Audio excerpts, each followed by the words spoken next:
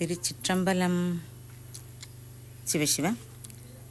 அன்பு செல்வர்களே, கடந்த பதிவில் அற்புத திருவந்தாதியின் பாடல் 85 இறைவனை முக்கரணங்களால் வழிபடும் வழிமுறையை உணர்த்திய காரைக்கால் அம்மையார் இன்று நாம் சிந்திக்க உள்ள அற்புத திருவந்தாதியின் பாடல் 86 தான் சிவகணமாய் ஆன அந்த மகிழ்ச்சியை நம்மோடு பகிர்ந்து கொள்கிறார்.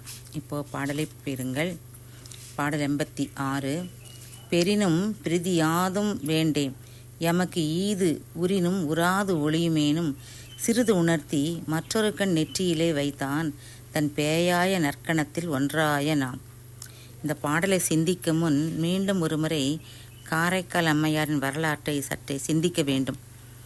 காரைக்கால் அம்மையின் கணவனார் இவர் தெய்வீக தன்மையை அறிந்து அவரை மனைவியாக கொண்டு வாழ்வது தவறு என தான் உணர்ந்ததால் மதுரை சென்று வேறொரு பெண்ணை மணந்து ஒரு குழந்தையும் பெற்று அதற்கு தன் முன்னாள் மனைவியின் பெயரான புனிதவதியையே சூட்டிருக்கிறார். கணவன் பாண்டி நாட்டில் இருப்பதை கேள்வியுற்று அங்கு சென்ற காரைக்கால் அம்மையாரின் பாதத்தில் தான் குடும்பத்தோடு பணிவதோடு மட்டுமல்லாமல் கூட வந்திருந்தவர்களையும் பணியச் செய்கிறார். இதையெல்லாம் கேட்ட அம்மை சிவனாரது பாதங்களை துதித்து இறைவனை நோக்கி, இறைவா, இங்கு இவன், அதாவது இந்த வணிகன் குறித்த கொள்கை இது.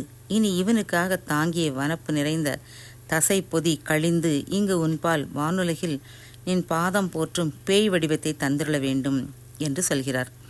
இறைவனும் அவ்வாறே அருள் புரிய அம்மை சிவகணங்களுக்குள் ஒரு ஒன்றான பேய் வடிவம் அன்றிலிருந்து கொண்டார்.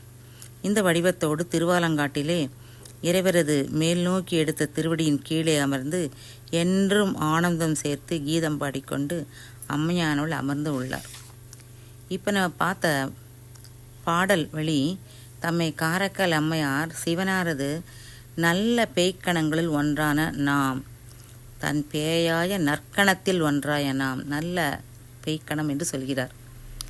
அது ஏன்னா சிவகணமாகிய பேய்கள் பாவப்பிரிவிகளான பேய்கள் அல்ல. உலகியல்ல பேய்களை பற்றி சொல்லுவோம் அல்லவா, அந்த பேய்கள் இந்த சிவகணமான பேய்கள் அல்ல என்பதை தெரிவிக்கத்தான். ஆயுட்காலம் முடியாமல் தற்கொலை, விபத்துகள் போன்று இடையில் மரணமடைந்தவர்களின் ஆவிகள் பேய் பிசாசாக உலவும் என்பது ஒரு நம்பிக்கை. அவர்கள் உரிய இறப்பு காலம் வரும் வரை பேய் வடிவாகவே திரிவர். இந்த பேய்கள் வாயு உடம்புடன் கூடித்திருந்து மக்களை அழைத்துவிடும். அந்த பேய் வடிவமல்ல காரைக்கால் அம்மையார் சொல்லிய வடிவம்.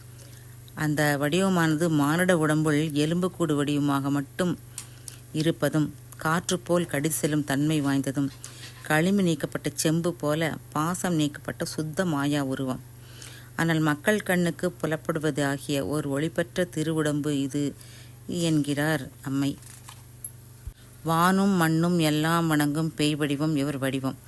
ஊழி முடிவிலே உடம்பின்றி சிறிதே உணர்வு மாத்திரமாய் இருக்கும் உயிர்களே சிவப்படைகளாக கோரப்படும். எனவே பௌதீக உடம்பு நீங்கி சிவனை சார்ந்திருக்கும் உயிர்களும் சிவமாகவே விளங்கும் என்பதை நாம் புரிஞ்சுக்க வேணும். மேலும் இந்த சிவகணத்தில் ஒரு பேயாக இருக்கும் பேறு பெரிதற்கு அரிது என்கிறார் நம்முடைய அம்மை. இந்த நிலையே எனக்கு போதும், இந்த நிலை எனக்கு நிரந்தரமாக இருந்தாலும் சரி இல்லாவிட்டாலும் சரி, இறைவனது திருவுளம் எப்படியோ அப்படியே நடக்கட்டும், வேறு எந்த உயர்ந்த நிலையும் எனக்கு வேண்டாம் என்கிறார். இதையே பாடலில் வேண்டேன் ஈதமக்கு உரினும் ஒராது ஒளியுமேனும் என்று சொல்கிறார். நமக்கு தெரியும், சரியை, கிரியை, யோகம், ஞான நிலையில் இருப்பவர்களுக்கு சாலோகம், சாமீபம், சாரூபம், சாயுச்சியம் என்ற நிலைகளெல்லாம் முறையே கிடைக்கும் என்றாலும் அவையெல்லாம் எனக்கு வேண்டாம் என்கிறார். அதையே பெரினும் பிரிதி யாதும் வேண்டேம் என்கிறார். நம்முடைய சேக்கிலார் சுவாமிகள் சொல்வார் இல்லையா, கூடும் அன்பினில் கும்பிடலே அன்றி வீடும் வேண்டா விரைந்து விளங்கினார் என அவர்கள் சொன்னது போல வீட்டின்பத்தையும் வேண்டாத மிடுக்கோடு காரைக்கால் அம்மையார் இருக்கிறார். ஆதலால் தான் வேறு எந்த உயர்ந்த நிலை எமக்கு கிடைப்பதாயினும் அது வேண்டியதே இல்லை என்றார்.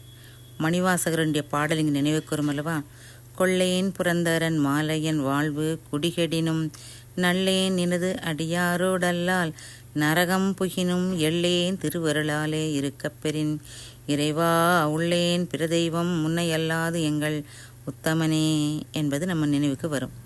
அடுத்து இந்த பாடலிலே இறைவனை சிறிது உணர்த்தி மற்றொரு கண் நெற்றியின் மேல் வைத்தான் என போற்றுகிறார். நெற்றிக்கண்ணை உணர்த்துவதாவது உளது எனும் அளவிலே காட்டுதல். கண்ணை நன்கு திறந்தால் உலகம் வெந்து அழிந்துவிடும். 3ஆம் நெற்றிக்கண் இது ஞானக்கண்.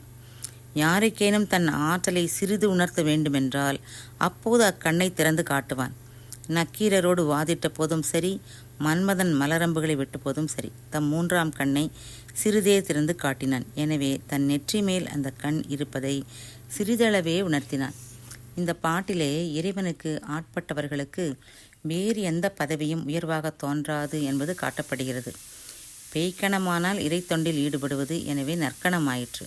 ஆக என்ன சொல்கிறார் இந்த பாட்டில் அப்படின்னு பார்த்தீங்கன்னா, இயல்பான 2 கண்களோடு மற்றும் ஒரு கண்ணை சில சமயங்களில் சிறிதளவு உணரச் செய்து தன் நெற்றியின் மேல் வைத்துள்ள சிவனது பேயாகிய நல்ல கணத்தில் ஒரு பேயாகிய நாம் இப்போது இருக்கும் இந்த நிலை எப்போது தங்கினாலும் சரி, தங்காமல் போய்விட்டாலும் சரி, இதனினும் சிறந்ததென்று பிறர் சொல்லும் பிற நிலை எதுவையும் நான் வேண்டேன் என்று காரைக்கால் அம்மையார் சொல்வதை நாம் இந்த பாடல் வழி உணர்ந்து கொள்ளலாம். திருச்சிற்றம்பலம்.